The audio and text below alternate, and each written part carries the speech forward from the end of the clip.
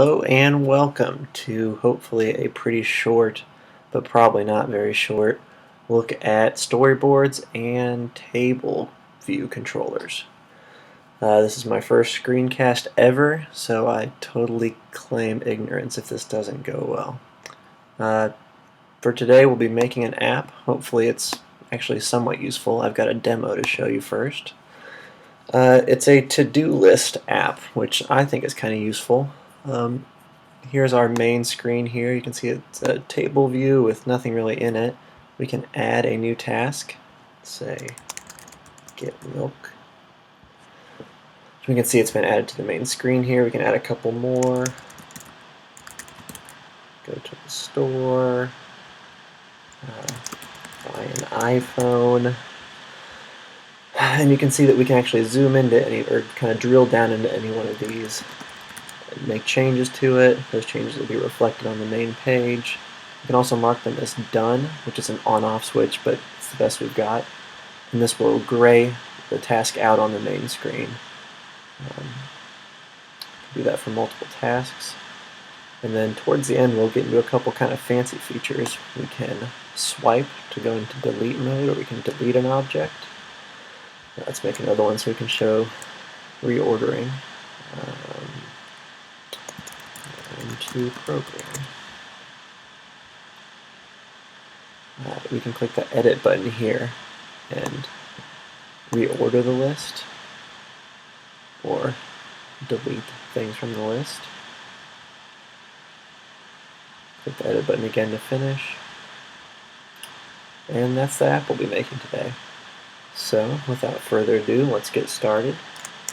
Open up Xcode here. Making a new project. Now, since we'll be using storyboards, we want to pick the single view application for our template project, which might seem kind of unintuitive. This is because it gives us a storyboard by default. We will obviously have more than one view, but this is just the template it falls under. Let's call our product things to do. And our company name is edu.roseholman, which is, the backwards, almost reverse name lookup of Rose Holman. We use a class prefix of RH. You can change this to whatever on earth you want. Important to check is the use storyboard here, and we're going to use automatic ref counting. I'll be doing it for iPhone. You can do iPad if you want. iPhone just a little bit easier to work with because the screen interfaces are so much smaller. Next here. Pick a place to put this. Looks like I've already made a folder for that, so I'll make a new one. Alright, I will be using a local Git repository for this project. That's always handy. Kind of free version control. Alright, and here we are. Alright, so here's our default template. You can see we've got an app delegate here. This is standard stuff. And we've also got a view controller, but we don't have any zip files. What we actually have instead is a storyboard file, as you would guess. This storyboard file actually contains basically the contents of all of our zip files. You can see right now there's just a view controller with an arrow pointed to it. Go ahead and run the app just to see what it does right off the bat. Give it a second to compile. And you can see it's just a white screen. So let's take another look at the storyboard. Let me get some of this stuff out of the way here. So basically, the storyboard files are like a combination of zip files with the flows, and the official name is segues between them. This arrow that we see at the very left side of the screen is the initial flow of the program, kind of like a state diagram. So right now we've got a view controller. Most of the time you'll just go ahead and populate this default one, but we actually need something pretty specific. We need a table view controller, because we'll be using table views for most everything in here. So I'll search down here for table view controller, drag it out here. This is because that main screen is that list of tasks. What I'll do is I'll go ahead and just delete the first view controller, select my new table view controller, And right here you can see initial scene is initial view controller. I'll go ahead and check that, and you'll see that arrow appear right there. So now this table view controller is our default view. Go ahead and run it. Not terribly exciting, but we should be able to see that. Let's see, there it is. We've got a list now, and there's nothing in it, obviously.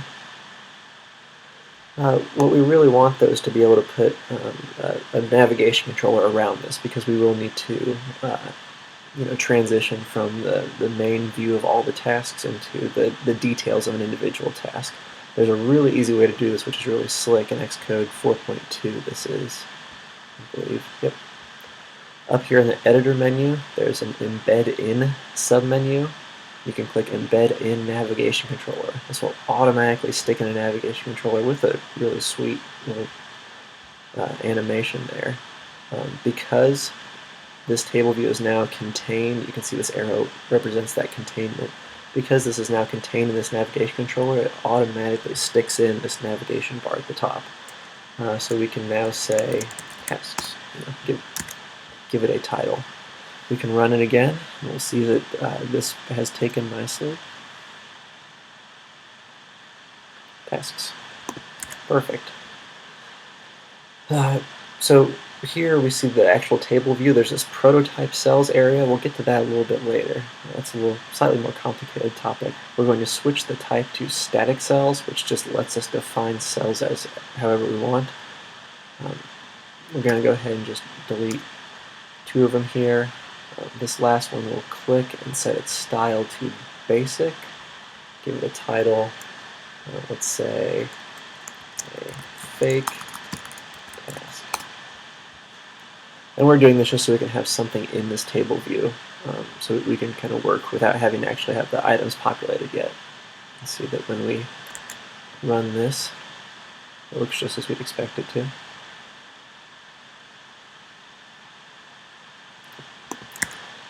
Now we want to be able to branch off into a couple of different view controllers. We want to be able to, 1, add, and 2, edit any task. So we'll make new table view controllers for each of those. It turns out they each have significantly different controls, even though they look a little bit the same. It's nice because you can actually zoom out in this view and arrange them nicely like this. I'll kind of align it so any OCD viewers don't have a heart attack. Alright. Zoom back in. You have to be zoomed in. You can hit the equals button actually here to zoom to the proper zoom level. So we've got, we'll let this view controller be the adding view controller, we'll let this one be the editing view controller. Now if you remember from the demo, to get to the add view controller, we had a button up here in the navigation bar. That is a bar button item, so we can just go ahead and grab that here and add it right there. Its style will be bordered. Its identifier, we'll just click add here and that automatically puts the plus in there and everything. No problem, very easy. And then to actually hook these up, you can see you've already got a connection here for containment, but we want a transition, or as Xcode now calls it, a segue for each of these. So the way we do that is the same way we hook up ivars. We hold down the control key and drag from the button to the view controller that it will cause to appear. And we'll see we've got some options here. Storyboard segues. We can push, we can modal, and we can custom. Push is what happens in a navigation view controller, where the next view controller is sort of pushed onto the stack, and it automatically creates the back button and everything. That's not exactly what we want here. We want this to sort of pop over the whole application, and that's actually called modal. And oops, I clicked the wrong one there. You can see it's easy to switch. And you can see the icon here kind of indicates which of those it is. Now to cause this editing view controller to appear, we actually want the first one on that list, which is the push segue. And instead of dragging from the button, this time we'll drag from this table view cell. We'll use push right there. And you can see it's got a different icon. So this is the navigation of our app actually all the way done, which is pretty cool because we still haven't written a line of code. Let's go ahead and run it to see what it does. And you'll see there's a pretty funny bug right now. Oops. You can actually click on the task now, and you can see it automatically adds in this disclosure indicator. So you can click on that and be able to back right back out. And then if we click the plus button, we'll see that, and you can barely see it because it looks almost the same as the table view underneath, but that the new table view controller slid up from the bottom of the screen to the top. But I mean, the problem is now we're kind of stuck here, so we've got to go ahead and just stop the run right now. You'll also notice that because this editing view controller is being pushed into our existing navigation view controller, it gets this navigation bar, which is great. We can just type in our title right there, no sweat. The problem is we also want one of them here, so we can say, add task and give it some buttons. Because this is a table view controller, which we're using that so we can have these fancy controls for defining prototype and static cells. Because it's this type of controller, we can't actually edit what the view is. So we'll have to actually embed this in a navigation controller just for the sake of having that bar at the top, which is kind of kludgy, but it works just fine. So we'll go ahead and click that editor, embed in navigation controller again. You'll see it'll create a navigation controller, and now our table view controller has a bar at the top. And again, we just put that there so we can have this bar at the top. There will never be anything else inside this navigation controller, but this is the sort of simplest way to do that. Now we can add some of the controls. We've got some bar button items ready to go here. Put one on each side of the add task view controller. This one will say cancel, and this one will say done. The done will have a style of done, which makes it a little bit bluer. That makes it more true to some of the other iOS apps. Edit task won't have any buttons at the top, but both of these will have some controls on the inside. The reason we made these, and I guess this is kind of the point of all of this, the reason we made these table view controllers is because with these static cells that we're able to create, we can actually make some really nice data entry forms that look really nice and look a lot like, say, the Contacts app and the rest of iOS without us having to work too hard. So I'll show you how to do it. It's kind of funny the first time you do it, but I'm a really big fan of it. Click right here on this prototype cells, which actually selects the whole table view. Again, we're not going to be using those prototypes right this second, so we'll actually switch that to static cells, which again just lets us do whatever we want with this table view. So what we'll do next is switch the style from plain to grouped, and you can already probably see it looking more and more like the Contacts application. Go ahead and delete two of these. This screen is just going to have a name field that people can type in. So looks like if we click right in between the cell and the top, we can grab the section. We'll give it a header that says name. And you can see we got that pretty little label there. Click on the cell itself. Style is custom. You saw before that we can kind of set these various different styles, which look really nice. But what we want is one you can actually type in. So we'll leave it as custom, which lets it be blank.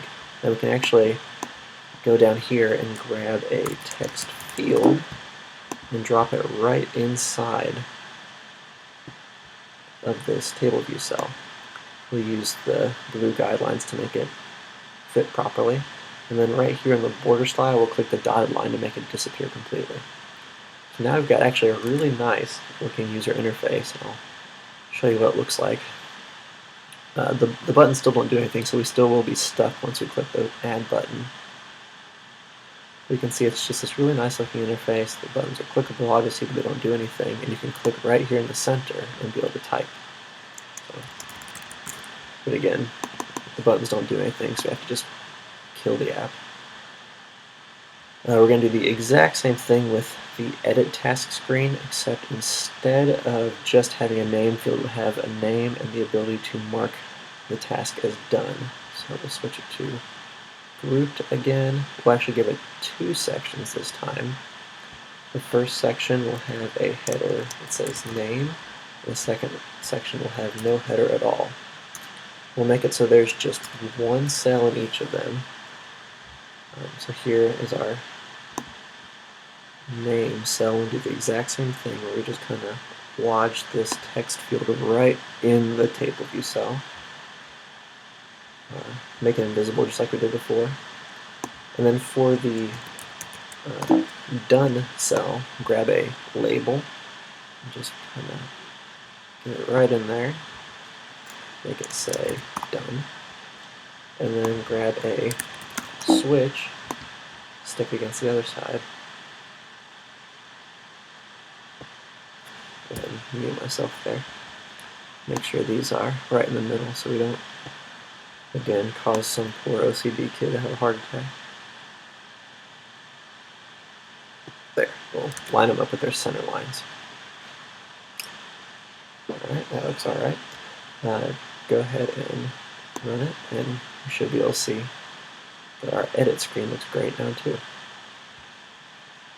Let's see what we can type right here. And because of the way we set this up, most of the stuff sticks to the top of the screen, so the keyboard doesn't actually cover up any of our controls. We don't have to do anything funny as far as organizing that. Switch the done on and off, go back to the task screen. So the really cool thing about storyboards is so far we have not written a line of code, and that's really impressive, I think. And we've also kind of defined at a high level how our app will function. I mean, a new developer can come in and look at this and kind of see how the whole thing works. These are both very valuable things. I'll go ahead and show the side pane here because now we actually do need to write a little bit of code. I guess the first thing we really need to do is define what a task actually is. We've talked about model view controller previously in the course, so that's exactly what we need to do here. We'll make a new Objective-C class. We'll call it RH task. Remember, we use the RH prefix because we picked it, but we always prefix our things. That way, if someone else ever uses our code, it'll be very easy to tell their tasks apart from our tasks, and as long as they use a different two-letter prefix. Go ahead and just create it in our project. We're going to make this a really simple model implementation. There's no need to make it too complex. Give it a couple properties here.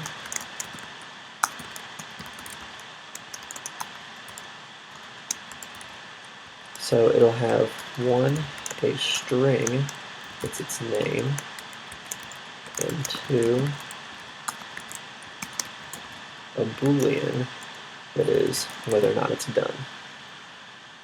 We'll also give it an initializer, init with name, and done.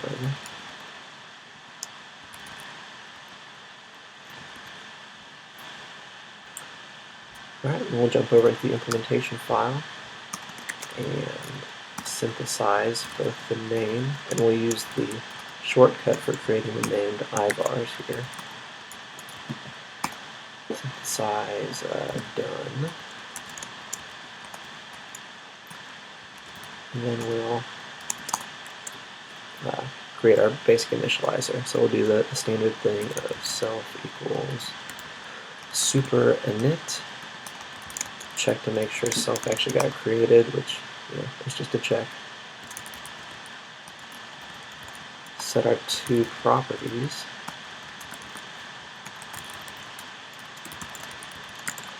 And then return. And that's it. Our model is done. This is all we need. But having it all wrapped up like this makes it really nice because we can just pass them around now. I should see those warnings go away. Yep. Alright. The next step is to actually start talking about displaying tasks in our main table view here. We'll go ahead and select it, and actually we can't actually select the table view right now, so we'll have to show this sidebar here. We can see from the hierarchy that right there is our table view. So we'll select that and switch its content back to dynamic prototypes. So now is about the time we need to talk about what the prototypes actually mean. So instead of having static cells here, the content of the table will be generated by our code. So obviously we can't show anything here because we don't know what's going to be there, but what we can show is our prototype cells, which are table view cells that have a specific styling already associated with them, so that we can very easily reuse them, just setting their content to be whatever we want it to be. So we'll actually have two prototype cells here. You can see from the demo that we had a typical task has black text, and a done task has gray text, so we'll do exactly that. We'll set the style of both of them to basic. And it doesn't matter that it says title right there. That text will be replaced. Here we will set the, actually double click on that label in the middle, and set the text color to light gray.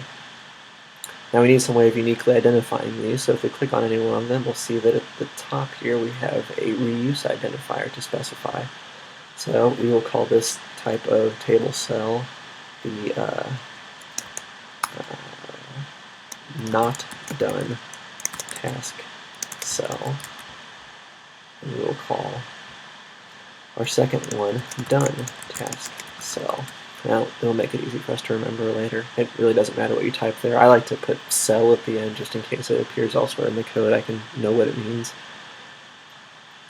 So now we need to actually write some code for this view controller, and unfortunately we don't really have anywhere to write it right now. So what we need to do is actually make an implementation for this view controller. So we'll make a new UI view controller subclass. You can see usually here that it's UI view controller is pre-populated, but like you can see from what I already had, we actually want a UI table view controller because that's what we are subclassing here. And we'll call that RH task list view controller. This with zib for user interface might be checked already. We want to uncheck that because again, we're not actually using zibs here. All of our stuff belongs in the storyboard. Also, we don't want targeted for iPad to be checked either because this is an iPhone app. Click next here and actually create our task list view controller, and you can see actually a ton of stuff gets created here.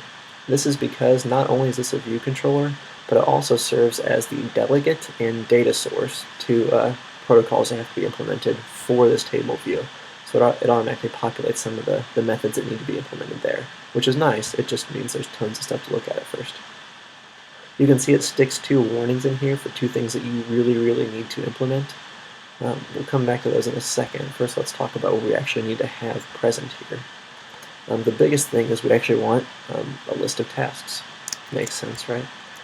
So we'll have a property on our task list view controller, non-atomic and strong. And it will be a mutable array because we will be changing its contents, reordering them, adding to them, deleting them, whatever. And we'll just call that tasks.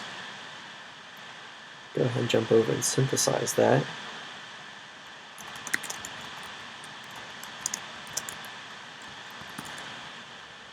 And then when the view did load, we'll go ahead and create one. And we'll just call the default initializer on that. So then we'll have a task as soon as the view loads, or a list of tasks, which will obviously be empty at this point. Now let's actually talk about how we're going to do these table view methods. So you can see here they've made a mark for table view data source. So this is the stuff that actually defines where the table gets its data. So this method we have to implement number of sections in table view. Well, honestly, everything's always in the same section, so this is always 1 no matter what. So that's a very easy one to implement. Return 1. Here we've got number of rows in section, and that gives you a section. Since we always have the same section, we don't actually have to care about that. We just need the number of rows because this is actually how many table view cells it's going to render. So we will actually return self.tasks.count. However many tasks are actually in our current task list is how many cells we want. Makes sense. Now here's kind of the complex one. Cell for row at index path. Here we get past an NS index path, which is a very generic way of representing paths through tables and through sections of things. It's basically a list of numbers. So if you have a table view, it might be a number for a section and a number for a row. And actually, this one, I don't know if it'll show it here,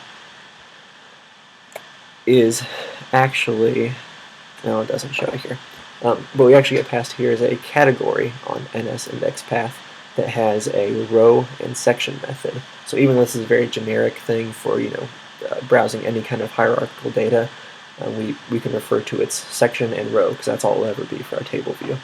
But since we only care about the row here because everything's in the same section, this is essentially a wrapper for a number of what row we're looking at. But what this method actually does is we create a UI table view cell, which is as you guessed, a table view cell that will actually get dropped into the view. So it is actually a view that we are creating here. So let's look at what actually happens already. First, we've got a static NS string called cell identifier, and this is actually what we use to figure out what type of cell we're going to create.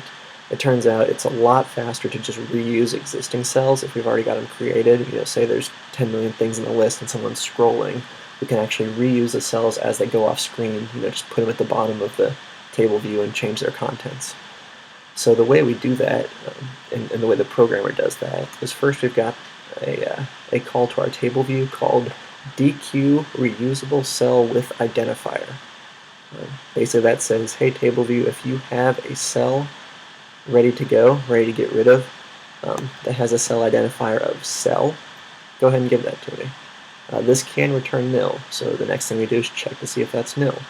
If it is, we go ahead and create our own UI table view cell. So we allocate and then we init it with a style, and actually this corresponds directly to that drop-down menu where we could pick default or detail.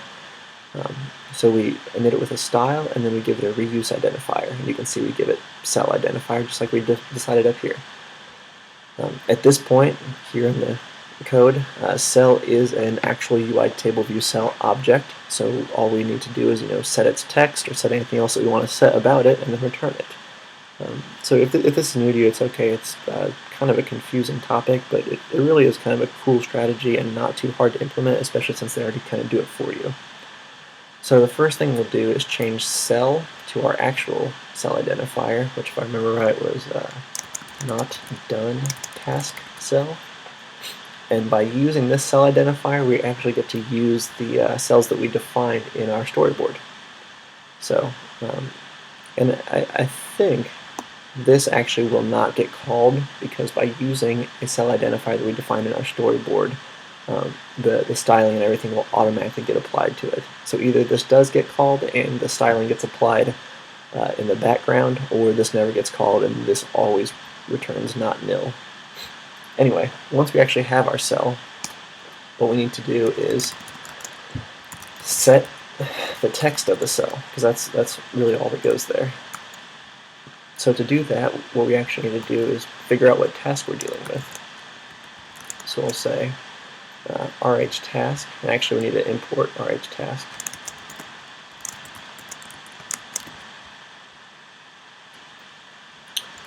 And we'll call this current task equals,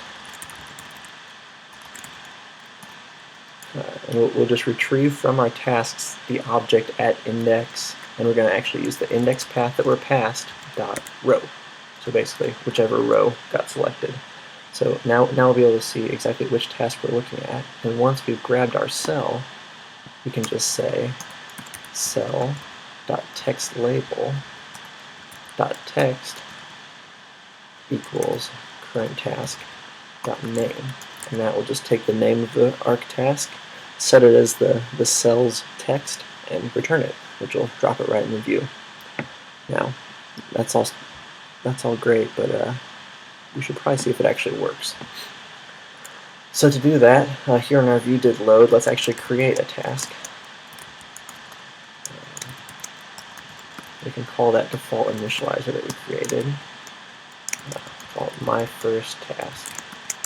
And it's not done. And we can say self.tasks add object task. And then because we're doing this kind of after the view loads, there's this kind of side effect that we have to do, which is we have to call reload data on our table view. And this is basically our responsibility to call as a data source. Whenever the contents of our table view change, the table view isn't just always checking to see if the stuff's changed. We actually need to tell it to go ahead and reload its data, which will call the various methods we just implemented. Alright, so let's see what happens when we run this. And I already know it's not going to work because I just remembered something. So we actually, as I suspected, see nothing. Here's probably the #1 thing that I, and maybe you too, always forget, is that once we've implemented this task list view controller class, we actually need to start using it. So we go ahead and click our view controller here that contains our task list. Select over here to see what kind of class it is. We'll see right now it's a UI table view controller. Well, that's all well and good, but we actually want to use the one we just wrote. So we'll start typing, it will complete for us. RH task list view controller. Go ahead and save it. Let's now try running it. Hopefully it works this time.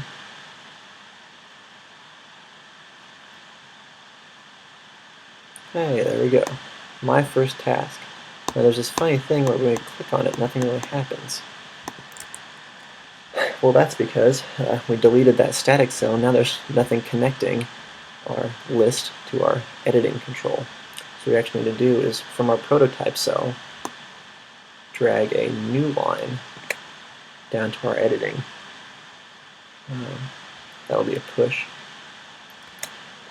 And you can see it already added this disclosure indicator again, but it didn't add it to the done table cell. This is because for each prototype cell you can actually have it direct to a different view controller, which is a great feature, but it means you actually have to connect this twice if you want to go to the same place. Alright, so we'll connect both of those. We have 2 pushes, but they're really doing the same thing. Alright, so let's see how this looks.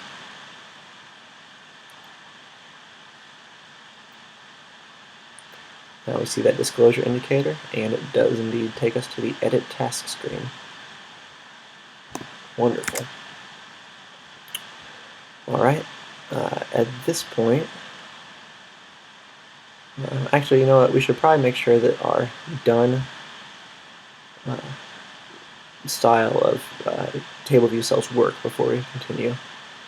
So we'll go ahead and make one other task, a sample task. Call it done task.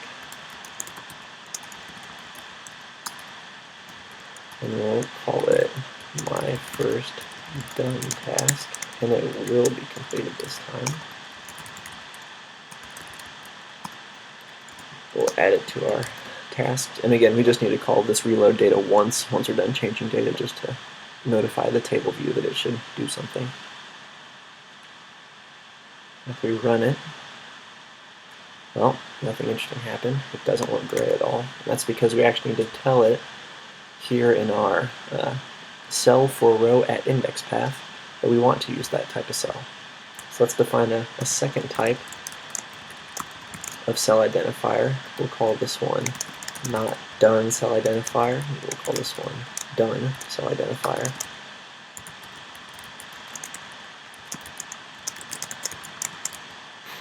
And then right here, after we've found our current task, we'll make a new variable, which will be a string called lowercase cell identifier.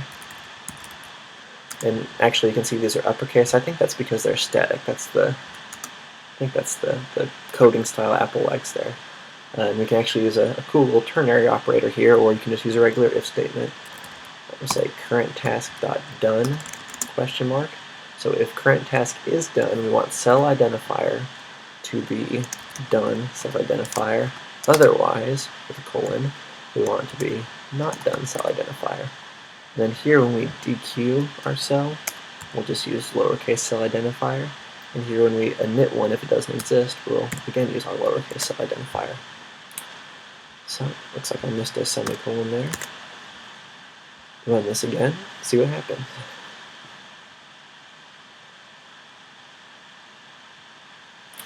Oh, there we go. Done looks done, and not done looks not done. So we're doing well. Alright, so the next big thing we probably need to do is be able to add these things. It's not terribly useful not to be able to do that. So here's our add task controller. Right now, and I'll run it again just so we can see. What we can do is we can type but the buttons don't do anything. So we will need to make another table view controller subclass. We'll call this one RH add task view controller. Same options as before, and it still is a UI table view controller subclass. Now, before we go any further with this, it's worth mentioning that while it does, by default, populate these methods that we're supposed to implement if we're doing true table view implementations, this will actually cause this funny side effect, and I think we'll be able to see it here. Oh, actually, I need to hook it up. Remember, it's the thing I forget, and hopefully you'll forget too, unless I'm crazy. Actually use the RH add task view controller here in our storyboard. So like I was saying, there's this funny thing that happens if we even have these empty implementations in our file, where hopefully we'll be able to see it here. It actually makes all the stuff in our table view disappear. That's because it sees that we are sort of claiming to know what sort of things and how many of them should belong in the table view. So it actually throws out all these static cells we made and lets us define it ourselves from the code, which is good that we can override that, but it actually means that whenever we generate one of these files, we actually need to delete a bunch of these empty implementations. So because we're not using any of the stuff in here, we'll actually delete all the way from right above the end here, all the way up to right under should auto-rotate to interface orientation, right below the pragma mark for data source. So makes our class quite a bit shorter. We should see that once we've deleted those, our controls should show up again.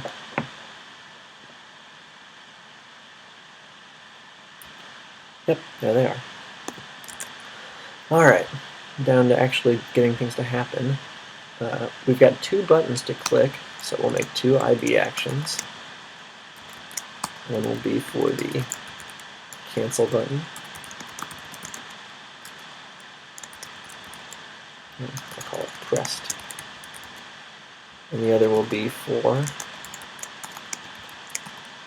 the done button pressed. In addition, we will want to keep track of that text field.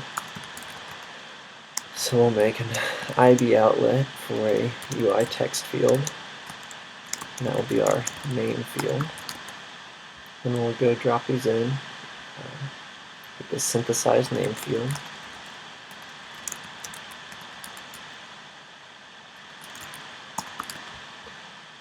Down here we'll add a new pragma mark for our IB actions. And we'll implement cancel button and done button. And for right now, in both of these, we'll just say self dismiss modal view controller animated. We'll say yes, that should be animated.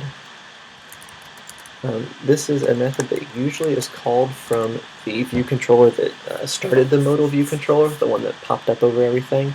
But actually, as a convenience, you can call it from the thing that's been popped up. So you are dismissing yourself of sorts here. And we can see, I should go in here and hook these up. You can drag from these. And you can see you actually have to find in the hierarchy where it is. So I'm dragging here onto add task view controller. And I'll hook that up to cancel button pressed, and hook this one up to done button pressed.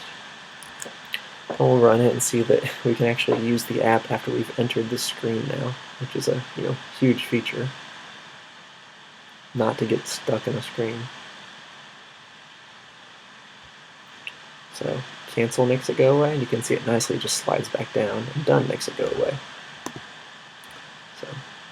So far so good. What we really want to do is create a new task and add it to the list in the other view controller. That's actually significant. So what we really need to be able to do is sort of have a reference to the other view controller. And typically this really should be done with a delegate, but for the sake of this exercise we won't do that. Just know that in your projects, if you always have things referred directly to each other, it gets pretty nasty pretty quick, and you will find that your code gets very messy as you add more view controllers. So we will not actually suggest that, we'll just use it here. We won't actually import the header file, as that's not the sort of proper way to do it. We'll just define that there's a class called RH task list view controller, and that's so that if the imports change, nothing changes here, and it's just what everybody does, so we don't argue with it. So we'll give it another property called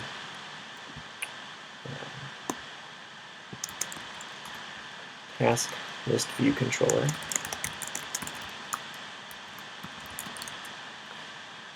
And we'll synthesize it as well.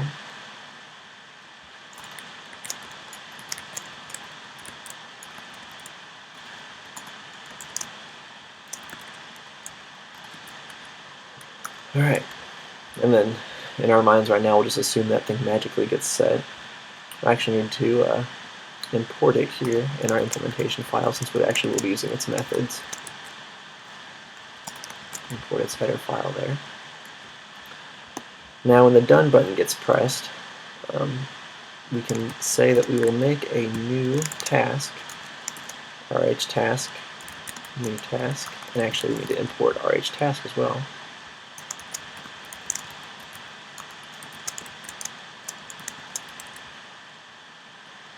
So we'll make a new task, and that'll be with our default initializer. And for the name here, we'll actually say self.namefield.text, whatever's the name field at that time. And for done, we'll just say no. If you're making a new task, it's probably not done yet. Now we need to add this new task that we just created to our list of tasks. So we can say self.tasklistViewController.tasks. We can actually access that list directly. We can just tell that to add object, new task. And again, this really should be done with delegates. You'd probably have a RH add task view controller delegate that could that would have a callback for add object or task created. Again, this makes it a lot simpler for our example and really lets us focus on what we're trying to focus on, which is storyboards and table views.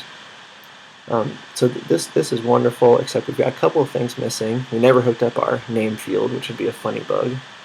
Add task view controller. We actually just drag from the view controller here, click name field to hook that up, just like we do in our zip files. But the big problem is how on earth will this table view controller, this add task view controller, know who its list view controller is? Well, that's a good question. The way we actually do this with storyboards is through these segues. They're actually a little bit more than just connections here on the screen. They actually have some programmatic value too. If we click on one of them, we can see they actually have properties of their own too. Specifically this identifier, and that's what we'll actually be using. So we'll give this an identifier. We just make up a name just like our table cells. This identifier will be add task segue. Again, I stick segue at the end just so I know what it is. You can call it seriously whatever you want. And then that's great, but we actually need to respond to that. So in our task list view controller here, let's just pick a spot here. We are going to implement the prepare for segue method. And this is actually where we can do anything necessary to get ourselves ready for the segue that's about to happen. So we get passed in a segue here, and we get passed in a sender, which I think is just ourselves, so that's not that useful. So the way we respond to this is we make an if condition here. So we can say if segue dot identifier is equal to string, because this is how we compare strings, remember. And this is an add task segue. And now we can know for sure, this code will only get executed if we are conducting an add task segue, because we do actually have several segues. We can be drilling into a task, we can be adding a new one, so we don't actually want to confuse them. So if this is the case that we are adding a new task, we can say that we are about to have an RH add task controller, which we need to import. Add task view controller.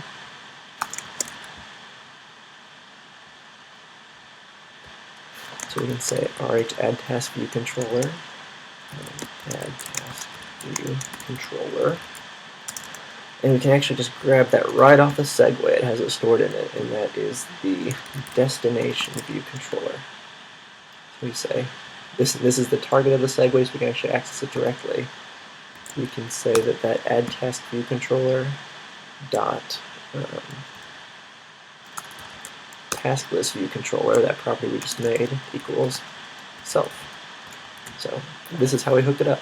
Before the segue happens, this gets called, and we say, we're about to add a task, so this view controller has already been created, so we'll just access it and then give it a reference to ourselves so that when it's done creating its task, it can actually add it to our list. And this works great. So let's run it, and I'll show you another sneaky bug that we're about to see.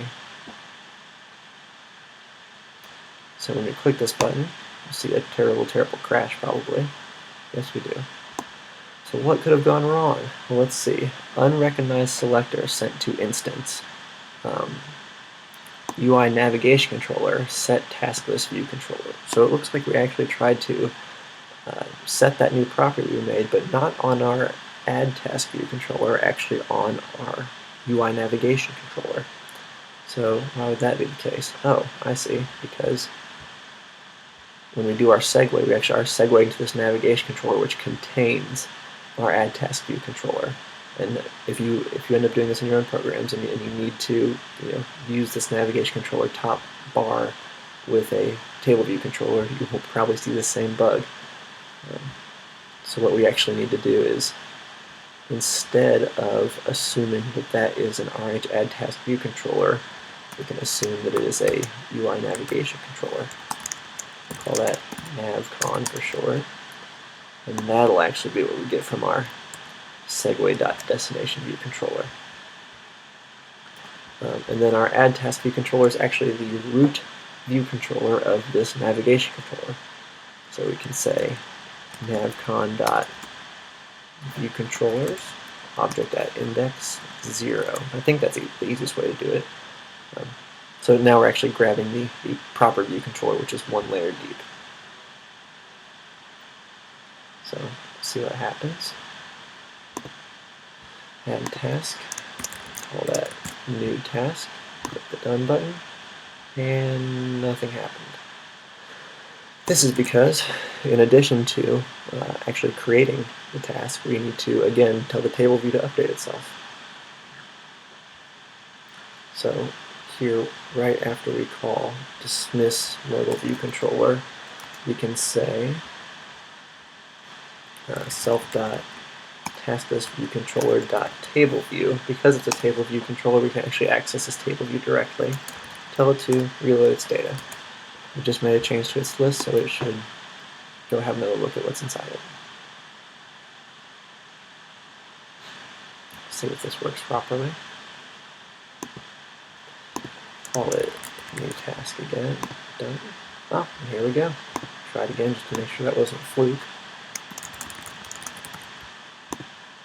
And it does really work. So at this point, we have the ability to simply and easily add new tasks, so we can make sure that the cancel button does what it says it does. No tasks are added, so at this point we can add tasks. We're going to go ahead and call it for this lesson. We're getting a little bit closer to an hour, so I don't want to go too much further. The next lesson we'll be able to edit and add in those cool features like deleting and moving. So until next time.